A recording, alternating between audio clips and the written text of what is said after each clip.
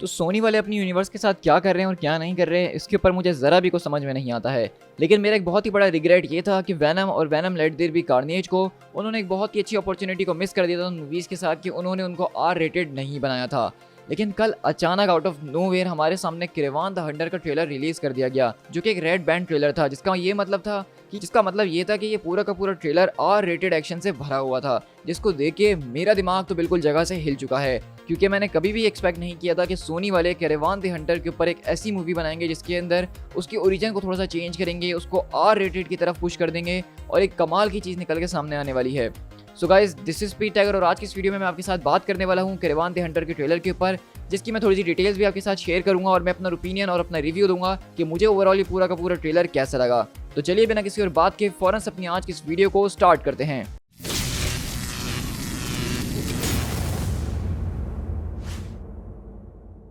किरवान the Hunter movie की announcement हुई थी तो मैं कोई इतना ज़्यादा एक्साइटेड नहीं था। मतलब किरवान एक अच्छा कैरेक्टर है, स्पाइडरमैन का काफ़ी ज़्यादा पुराना विलन रह चुका है, स्पाइडरमैन को बहुत बड़े बड़े चैलेंजेस दे चुका है, लेकिन उसके अंदर कोई सुपर पावर नहीं थी, तो इतना ज़्यादा खास मुझे कभी वो लगा नहीं। और जब उन्होंने वैनम और venom let there be carnage और मॉर्बियस जैसी मूवीज़ को निकाला जिसके अंदर बहुत ज़्यादा पोटेंशियल मौजूद था और उसको यूज़ नहीं करा, खासकर आर रेटेड ना करते हुए, तो मैं फिर वहाँ पर थोड़ा सा डिसहार्ट ज़रूर हो गया था। लेकिन जब मैंने इस पूरे के पूरे ट्रेलर को कल देखा तो मेरा माइंड बिल्कुल ब्लोन होकर रह गया है। मतलब यही तो वो चीज़ है जिसकी हम डिमांड कर रहे थे कब से और अब जाके वो हमें देखने को मिलने वाली है। तो यहाँ पे सबसे पहले तो हमारे पास जो किरवान द हंटर का रोल प्ले कर रहे हैं वो हमारे पास कोई और नहीं बल्कि हमारे एमसीयू के कोई सिल्वर होने वाले हैं, जो कि एरन टेलर जॉनसन हैं। तो उन्होंने जिस तरीके से इस पूरे के पूरे ट्रेलर के अंदर किरवान द हंटर के कैरेक्टर को अपने पैरों पे खड़ा करवाया है, मैं उनका फ़ैन होकर रह गया हूँ। ऐसा लग रहा है कि वो यहाँ पे कोई सिल्वर तो शायद कभी प्ले करने के लिए बने ही नहीं थे, बल्कि उनकी डेस्टिनी के अंदर जो असली रोल था सुपर हीरो को प्ले करने का, वो दरअसल किरवान द हंटर का था। अब मुझे तो इस पूरे के पूरे रोल के अंदर वो काफ़ी ज़्यादा कॉमिक एक्यूरेट नज़र आ रहे हैं। उनके एक्सेंट को जिस तरीके से रशियन बनाने की कोशिश की गई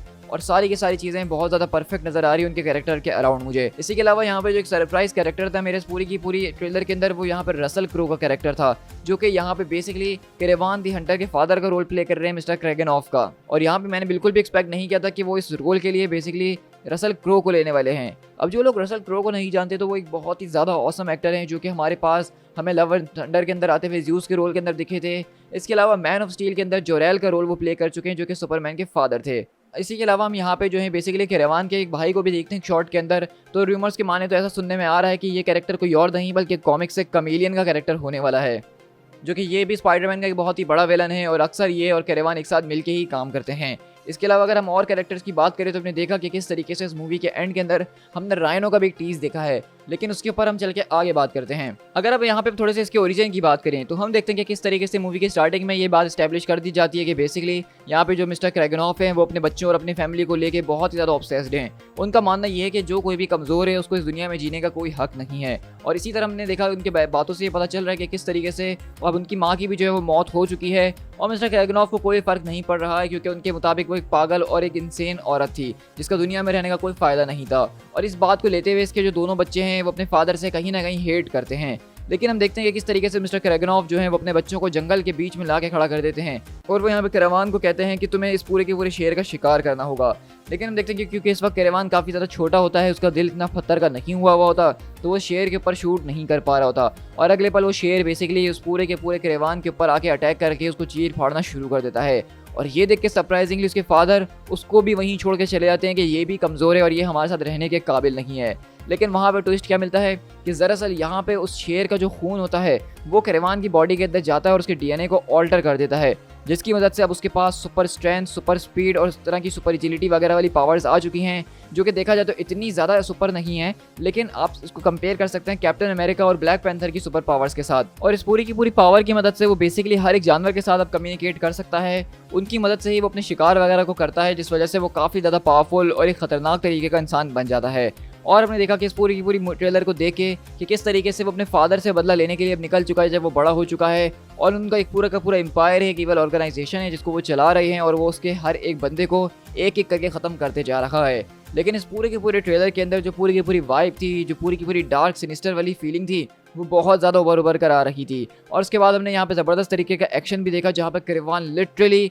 अपने मुंह से एक आदमी की नाक काट के खा जाता है। तो यहाँ से हमें इस बात का अंदाज़ा हो रहा है कि यहाँ पे वो आर रेटेड एक्शन और ब्रूटैलिटी के मामले में बिल्कुल भी पीछे नहीं रहने वाले हैं और केरेवान द हंटर को हंटर क्यों कहा जाता है, उसके अंदर की ब्रुटैलिटी वो खुल के हमारे सामने सोनी की मूवी के अंदर आने वाली है। अब बहुत से लोग मुझे ये कह रहे थे कि यार आखिरकार स्पाइडरमैन के विलन्स की मूवी बनाई जा रही है, वो भी स्पाइडरमैन के बिना, तो उसका क्या ही फायदा है। तो अगर आपने मॉर्बियस को देखा है तो आपको उसको एंड क्रेडिट सीन तो याद होगा, जहाँ पे यूनिवर्स की अदला बदली होने के चक्कर में वुल्चर जो है वो बेसिकली सोनी वाली यूनिवर्स के अंदर आ चुका है और वहाँ पे वो कहता है मॉर्बियस से कि हमें अपनी एक टीम बनानी चाहिए एक आदमी से लड़ने के लिए। तो यहाँ पर उन्होंने टीज दिया था कि वो यहाँ पे अपनी बेसिकली सिनेस्टर 6 को बना रहे हैं। अब देखो सोनी की जो सारे के सारे कैरेक्टर्स हैं, वेनम हो गए, मॉर्बियस होगा, ये सारे एक ही यूनिवर्स के अंदर हैं एंड मोस्ट प्रोबेबली क्रेवान भी उसी यूनिवर्स के अंदर होने वाला है। लेकिन अभी तक हमें ये नहीं पता कि इस यूनिवर्स का स्पाइडरमैन कौन है, क्योंकि ऑब्वियसली इस यूनिवर्स का भी कोई ना कोई स्पाइडरमैन तो होगा ही। अब जहाँ तक मेरा अंदाजा है वो इस यूनिवर्स के स्पाइडरमैन को कोई और नहीं बल्कि द अमेजिंग स्पाइडरमैन यानी एंड्रयू गारफील्ड को बना सकते हैं। क्योंकि अगर आपको याद हो द अमेजिंग स्पाइडरमैन 2 के अंदर हमें इन सारे के सारे विलन्स के ऑलरेडी सारे के सारे ईस्टर एग्स मिल चुके थे, जिस वजह से वो मूवी बहुत ज़्यादा इंपॉर्टेंट मूवी बन जा रही थी स्पाइडरमैन के फ्यूचर के हवाले से। लेकिन अनफॉर्चुनेटली कि उस टाइम पे उस मूवी ने उतना अच्छा परफॉर्म नहीं करा, ना ही ऑडियंस ना ही क्रिटिक्स के बीच, जिस वजह से उसका अगले पार्ट अगले सीक्वल को वहीं ख़त्म कर दिया गया और मार्वल और सोनी की डील हो गई और स्पाइडरमैन बेसिकली मार्वल के अंदर आ गया। तो अभी के लिए वो बेसिकली इसके सारे के सारे विलन्स को स्टैब्लिश कर रहे हैं, एक ज़बरदस्त तरीके की यूनिवर्स को बिल्ड करने की कोशिश कर रहे हैं और उसके बाद जाके वो शायद इसके अचानक एक ना एक दिन किसी स्पाइडरमैन को इंट्रोड्यूस कर दें कि भाई टॉबी मैगवायर वाला स्पाइडरमैन या फिर एंड्रयू गारफील्ड वाला स्पाइडरमैन वो शुरू से इसी यूनिवर्स के अंदर मौजूद था। इसी के अलावा अगर हम ट्रेलर के एंड की तरफ चले तो यहाँ एक बहुत ही ज़बरदस्त और कमाल का टीज देखने को मिलता है, जहाँ पे हमें इस बात का पता चलता है कि यहाँ पे हमारे पास एक और विलन मौजूद है जिसकी केरेवान से ज़बरदस्त तरीके की फाइट होने वाली है और वो कोई और नहीं बल्कि हमारा राइनो होगा।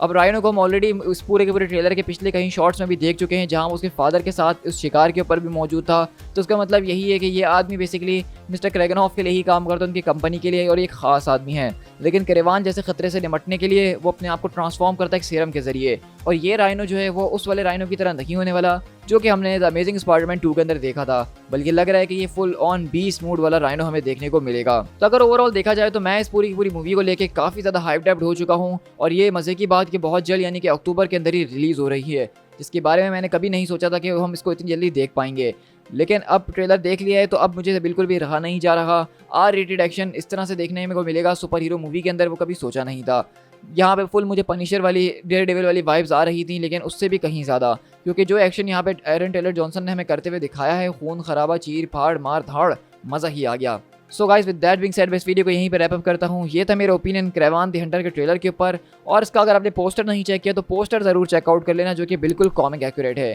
तो इसी तरह की ऑसम वीडियोस को चैनल पर एंजॉय करने के लिए मेरे चैनल स्पीड टाइगर एक्सप्लेन को सब्सक्राइब जरूर करना और साथ साथ बेल आइकन दबा देना, ताकि मैं जब भी न्यू वीडियो डालूँ तो उसका नोटिफिकेशन आपको फ़ौरन से मिल जाए। So guys this is Speed Tiger, मिलते हैं अपने किसी और वीडियो के साथ। Till then thank you so much.